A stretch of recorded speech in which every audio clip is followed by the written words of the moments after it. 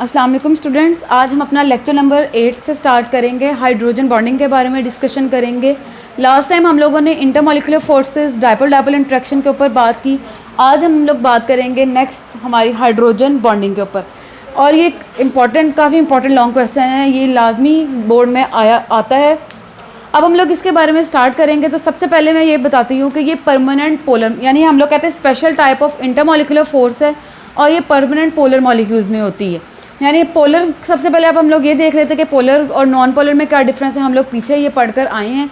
Polar क्या होते हैं, जो हेट्रो एटम्स हो, यानी कि the bond which is formed between hetero atoms is known as polar molecule like water, HF, HCl।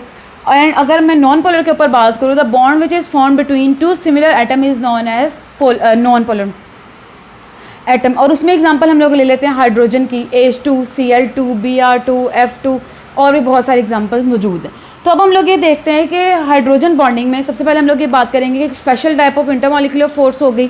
उसके बाद अब हम लोग ये देखेंगे कि ये 3 रीजंस लिखे हुए हैं, ये जिसमें होंगे उसमें हाइड्रोजन बॉन्ड बनेगा। तो सबसे पहले रीज़न है hydrogen bond form between smaller atom, यानी कि हाइड्रोजन बॉन्ड जो होगा, हाइड्रोजन के साथ कोई भी ऐसा एटम अटैच होगा जो स्मॉलर होगा, यानी स्मॉलर इन साइज होगा। दूसरी है इट इज़ हाईली इलेक्ट्रोनेगेटिव, यानी कि वो इलेक्ट्रोनेगेटिव होगा। और तीसरा है उसके पास लोन पेयर ऑफ इलेक्ट्रॉन्स होने चाहिए, यानी जिसमें ये 3 रीजंस होंगे वो हाइड्रोजन बॉन्ड बनाने की उसके साथ पॉसिबिलिटी हो जाती है। सबसे पहले हम लोगों ने रीज़न क्या पढ़ी, hydrogen bond between smaller atom, यानी कि स्मॉलर एटम के साथ बनेगा। ठीक है, एक स्मॉलर एटम होना चाहिए, उसके साथ जो भी अटैचमेंट होगी वो क्या होगा, हाइड्रोजन अटैच कर देंगे। दूसरी हमारे पास जो पॉसिबिलिटी है वो है हाईली इलेक्ट्रोनेगेटिव। हाईली इलेक्ट्रोनेगेटिव का मतलब क्या है, it should be electronegative in nature, या like it should have negative charge. तीसरा हमारे पास क्या होगा, लोन पेयर। तो इसमें बेस्ट एग्जांपल हमें कौन सी नज़र आ रही है, वाटर की ले लेते हैं। ठीक है, हम लोग ये डिस्कस करेंगे, हाइड्रोजन मौजूद है, ठीक है, साथ ऑक्सीजन है। ऑक्सीजन अब क्या है, इसका स्मॉलर साइज होते हैं, 2 शेल्स होते हैं खाली। हम लोगों ने पिछले 2nd चैप्टर में ये डिस्कस किया था।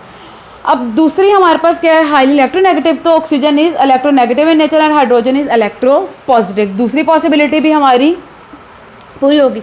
अब तीसरी लोन पेयर। अब आप लोगों को पता है इसके पास लोन पेयर मौजूद होते हैं, तो इसका मतलब ये है कि जो बेस्ट एग्जांपल आएगी हमारे पास वो कौन सी है जी, यहाँ पे वाटर की बेस्ट एग्जांपल आ सकती है। तो आप लोग एग्जांपल जब देंगे तो ये लिख सकते हैं hydrogen bonding of water molecule, यहाँ पे हम लोग उसकी एग्जांपल देंगे। अब हमारे पास उन्होंने बुक पे बनाया हुआ है स्ट्रक्चर बेंड फॉर्म में।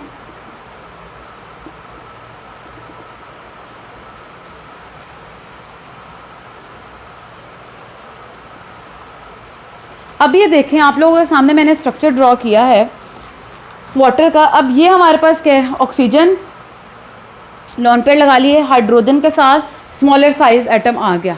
ठीक है, पहली पॉसिबिलिटी। दूसरी, ऑक्सीजन क्या करता है, इलेक्ट्रोनेगेटिव, और हाइड्रोजन क्या होता है, इलेक्ट्रो पॉजिटिव। तीसरी, मैंने लोन पेयर पहले ही अटैच कर दिया। तो ये हमारे पास, इसका मतलब ये इनके दरमियान हाइड्रोजन बॉन्ड बन सकता है। अब हम लोग ये देखेंगे कि ये जो डॉटेड लाइन है, पीछे मैंने HCl के एग्जांपल दी इंटरमॉलिक्यूलर फोर्सेस में और डायपोल डायपोल इंटरेक्शन में। तो पीछे मैंने बताया था कि डॉटेड लाइन है वो किसको शो करती है, वहाँ पे इंटरमॉलिक्यूलर फोर्सेस को। अब यहाँ पे हम लोग ये बात करेंगे कि यहाँ पे किसको शो करेगी, हाइड्रोजन बॉन्डिंग को। ठीक है, तो अब हम लोग ये देखेंगे ये डॉटेड लाइन। अब ये देखें, ये एक वाटर मॉलिक्यूल हो गया, ये दूसरा हो गया, और ये तीसरा। इनको जिस फोर्स ने, जिसने इनको जिस फोर्स ऑफ अट्रैक्शन है इन लोगों को बाइंड करके रखा, इसको इसके साथ और इसका उसको हम लोग क्या कहते हैं, उस बॉन्ड को हम लोग क्या कहेंगे, हाइड्रोजन बॉन्ड। तो डेफिनेशन पढ़ते हैं, the partially positive charge hydrogen atom of one molecule attract and forms a bond with partially negative charge of another molecule. अब ये देखें, अगर मैं यहाँ पे एग्जांपल लूँ तो ये क्या पार्शियली नेगेटिव और ये क्या पार्शियली पॉजिटिव है। तो इन दोनों ने जो अट्रैक्शन की हुई है इसको हम लोग क्या कहते हैं, हाइड्रोजन बॉन्ड। इन दोनों के दरमियान जो बॉन्ड बनेगा उस बॉन्ड को हम लोग क्या कहेंगे, हाइड्रोजन बॉन्ड। जैसे कि ये इनके दरमियान the partially positive charge hydrogen atom of one molecule attracts and forms a bond with partially negative charge of other molecule is known as hydrogen bond। तो ये एक छोटी सी डिस्क्रिप्शन थी जिसमें हम लोगों ने हाइड्रोजन बॉन्डिंग की डेफिनेशन और एग्जांपल के ऊपर बात की। अब उन्होंने, आप लोगों के पास एक पैराग्राफ है नीचे, hydrogen bonding affects the physical properties in a molecule. तो हम लोग ये देखेंगे कि कौन सी फिजिकल प्रॉपर्टी, इसमें उन्होंने एग्जांपल दी है वाटर की और साथ अल्कोहल की, कि वाटर का बॉइलिंग पॉइंट ज़्यादा होता है 100 डिग्री है और अल्कोहल का बॉइलिंग पॉइंट उससे कम है अराउंड 78 डिग्री। तो इसकी क्या रीज़न है? तो इसकी रीज़न यही है कि वाटर में हाइड्रोजन बॉन्डिंग होती है तो वो स्ट्रॉन्गर है एज़ कम्पेयर टू हम लोग ये बात करें अल्कोहल में।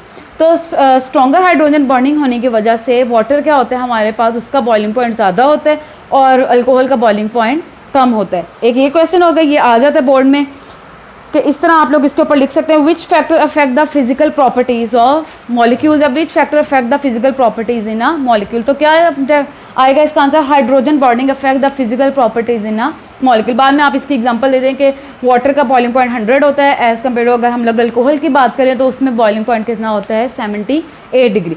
एंड नेक्स्ट पैराग्राफ पे एक इंपॉर्टेंट क्वेश्चन है, why ice floats over water surface.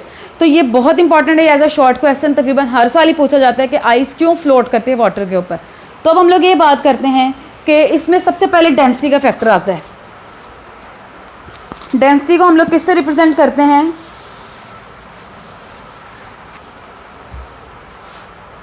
D is equal to m/v। m stand for mass, v stand for volume and d stand for density. तो हम लोग ये देखेंगे कि यहाँ से इसका रिलेशन होगा कि अगर वॉल्यूम इंक्रीज करेगा तो डेंसिटी कम हो जाएगी और अगर डेंसिटी कम होती है उसका मतलब वहाँ पे वॉल्यूम इंक्रीज, यानी ये दोनों आपस में इन्वर्सली प्रोपोर्शनल है। तो मैं ये कहूँगी कि अगर मैं वाटर की एग्जांपल लूँ तो वाटर की डेंसिटी क्या होती है, ज़्यादा होती है एज़ कम्पेयर टू आइस। तो इस वजह से डेंसिटी, एक तो रीज़न होगी कि डेंसिटी कम होने की वजह से आइस वाटर के ऊपर फ्लोट करती है। दूसरा हम लोग ये देखते हैं कि कोई भी आप लोग एग्जांपल ले लें, इसमें वाटर क्या है मौजूद है। अब वाटर क्या करता है, यहाँ रैंडमली इसके अंदर हमारे पास मूवमेंट होती है वाटर मॉलिक्यूल्स की, लेकिन जब मैं इसको फ्रीज़ करने के लिए फ्रीज़र में रखूँगी तब हम लोग ये बात करते हैं कि उस टाइम वॉल्यूम क्या हो जाता है ज़्यादा, उसमें ओपन स्पेसेस बन जाती हैं क्योंकि अब उसने क्या करना है, फ्रीज़ होना है। तो जब ओपन स्पेसेस बनेंगे और उसका वॉल्यूम ज़्यादा होगा तो उसकी डेंसिटी क्या हो जाएगी, कम। जब डेंसिटी कम होगी तो वो automatically it floats over water surface और वाटर की डेंसिटी क्या होगी, ज़्यादा। तो ये एक रीज़न है कि हमारे पास जो आइस होती है वो फ्लोट करती है किसके ऊपर, वाटर की सरफेस के ऊपर। तो ये हमारा ये टॉपिक यहाँ पे एंड होता है। अब इसके बाद जो आप लोगों के पास टेस्ट योर सेल्फ है वो आप लोगों ने अच्छे तरीके से करनी है। अब हम नेक्स्ट टॉपिक पे मिलेंगे, वो होगा आयनिक कंपाउंड्स। अल्लाह हाफिज़।